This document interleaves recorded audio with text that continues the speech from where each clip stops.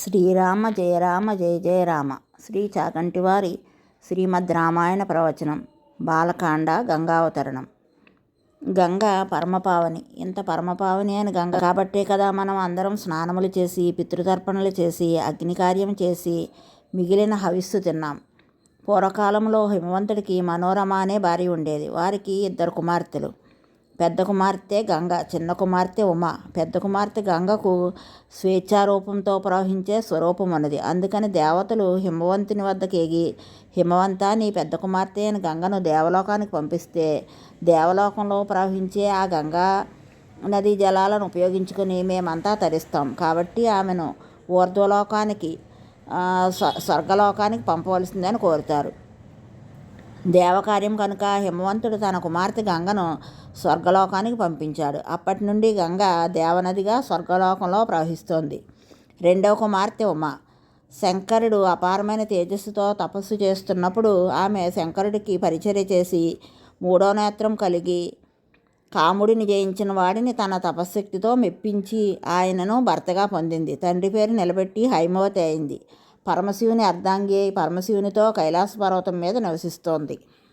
దేవలోకంలోని గంగ ఒకనాడు భూలోకానికి తేబడి పాతాళానికి చేరింది. 3గా ప్రవహించింది కాబట్టి దీనిని త్రిపద అంటారు. ఈమె పరమపావని అని చెప్పాడు విశ్వామిత్రుడు. అంత రాముడు నదులన్నిటిలోకి అత్యుత్తమమైనది గంగ, పరమపావని, మనుష్యుల సకల పాపములను హరించగలిగినది అని మీరు చెప్పారు కదా. గంగ చేసిన పని ఎవరూ చేయలేనిది అని ఒక మాట అన్నారు కదా. మీరు విన్నవారి హృదయంలో గంగ పవిత్రత నిలబడిపోయేటట్లుగా గంగ కథను చెప్పగల సమర్థత కలిగిన వారు. అటువంటి విశ్వామిత్ర మహర్షి మా యందు అనుగ్రహించి విస్తారంగా మాకు గంగావతరణం గురించి చెప్పవలసింది. మీరు చెప్పకపోతే మాకు ఎలా తెలుస్తుంది? మమ్మల్ని అనుగ్రహించి గంగకు ఎందుకు అంత పరమపావనత్వం వచ్చిందో మాకు చెప్పవలసిందని విశ్వామిత్రుని అడుగుతాడు. అంత గంగావతరణం గురించి విశ్వామిత్రుడు చెప్పడం ప్రారంభించాడు.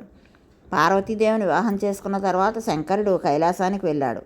తర్వాత ఆ పార్వతీ పరమేశ్వరులు ఇద్దరూ కలిసి 100 దివ్య సంవత్సరములు క్రీడించారు. అయినా వారికి సంతానం కలగలేదు.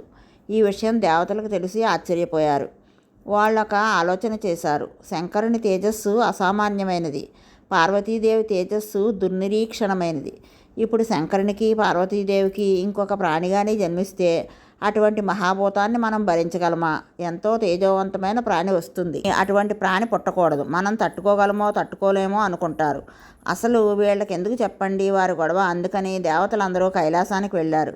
బయట నిలబడి శంకరుని పిలిచారు. ఆ సమయానికి శంకరుడు పార్వతీతో మైదానంలో ఉన్నాడు. శంకరా, నువ్వు 100 దివ్య సంవత్సరముల నుండి వారితో క్రీడిస్తున్నావు.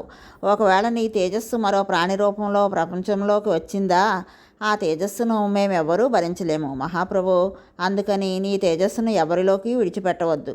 నీ తేజస్సును నీలోనే ఉంచేసుకుని పార్వతీదేవితో కలిసి తపస్సు చేసుకుంటూ ఉండిపో అన్నారు.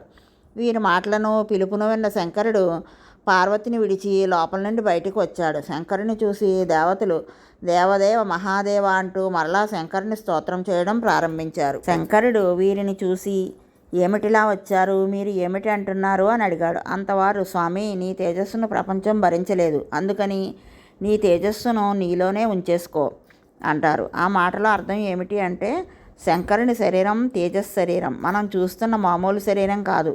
శంకరుని శరీరాన్ని వర్ణిస్తూ భాగవతంలో పోతనగారు అంటారు, అగ్నిముఖంబు పరాపరాత్మకమాత్మ, కాలంబు గతి, రత్నగర్భ పదము, శ్వసనంబు నీ యూర్పు, రసన జలేసుండు, దిశలు కర్ణంబులు, దివము నాభి, సూర్యుండు కన్నులు, శుక్లంబు సలిలంబు, జఠరంబు జలదులు, చెదలు శిరము, సర్వౌషధులు రోమచయములు, శల్యంబు లద్రులు, మానస మమృతకరుడు, చందములు ధాతువులు, ధర్మసమితి హృదయ, మాస్యపంచక ముపనిషదాహ్వయంబు అయిన నీ రూపము పర్వతత్వమై శివాఖ్యమై స్వయం జ్యోతిష్యై ఒప్పు నాద్యము అగును. శంకరుడు అటువంటి వాడు. అందుకని దేవతలు శంకరుడితో నీ తేజస్సును విడిచిపెట్టకు అన్నారు. అందుకు శంకరుడు అంగీకరించాడు.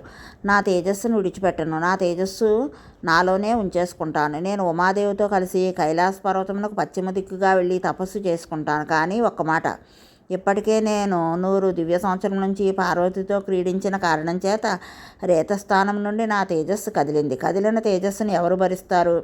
ఎక్కడ వదిలిపెట్టను అని దేవతలను అడిగాడు.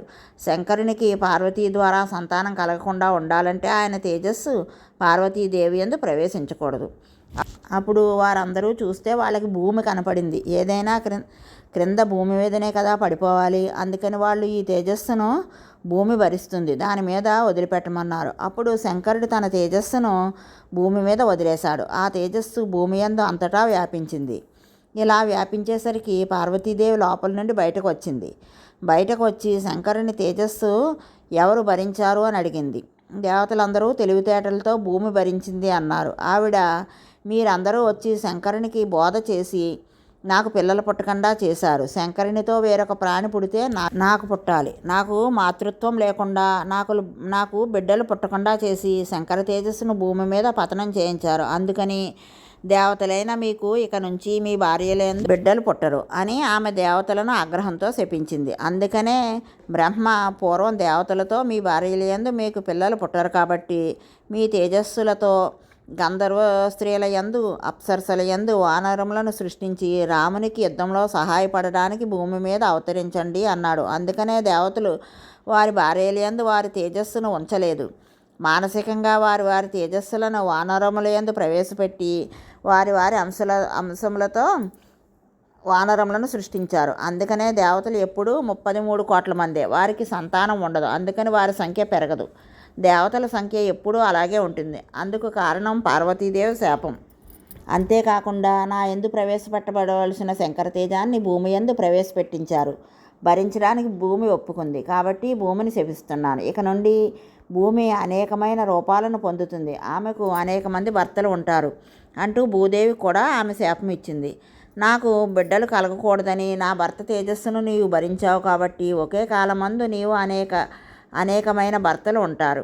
నీకు బిడ్డల వలన ఏ రకమైన కీర్తి ఉండదు. నీ బిడ్డల వలన నీవు సిగ్గుతో తల వంచుకుంటావు అంది. అందుకనే భూమి ఒకచోట సస్యశ్యామలంగా ఉంటుంది, ఒకచోట ఊసరక్షేత్రం అయిపోతుంది, ఒకచోట మట్టి దెబ్బ అయిపోతుంది. అంతేకాకుండా భూమి ఒకటి, భర్తలు అనేక మంది.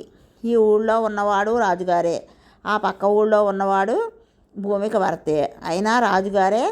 అందుకే తండ్రి భూపతే, కొడుకు భూపతే. తండ్రి గారు రాజుగా ఉన్నంతకాలము భూమికి పతి. తండ్రి గారి అనంతరము కొడుకు పట్టాభిషేకం చేయించుకుంటే ఆయన భూపతి, భూమికి పతి అవుతాడు. తండ్రి భూపతే, కొడుకు భూపతే. అది భూమికి ఎంతో అవమానకరమైన విషయం. అందుకని పై విధంగా పార్వతి శపించేసరికి దేవతలందరూ తలలు వంచి సిగ్గుపడిపోయి వెళ్ళిపోయారు. భూమి మీద పడిన శంకరుని తేజస్సు భూమి అంతా పరివ్యాప్తమైంది. ఆ తేజస్సును భూమి తట్టుకోలేకపోయింది. ఆ స్థితిలో దేవతలు అగ్నిహోత్రుని ప్రార్థన చేశారు. ఆయన దగ్గరకు వెళ్ళి, వాయువుతో కలిసి రుద్ర తేజస్సును నీ యందు పెట్టుకో. ఈ తేజస్సును భూమి భరించలేకపోతుంది. నువ్వు అగ్నివి కాబట్టి ఈ తేజస్సును నువ్వు తీసుకొని నీలో ఉంచవలసిందే అని అగ్నిదేవుని కోరారు. అందుకని శివ తేజస్సును తీసుకుని అగ్నిహోత్రుడు తనలో పెట్టుకున్నాడు.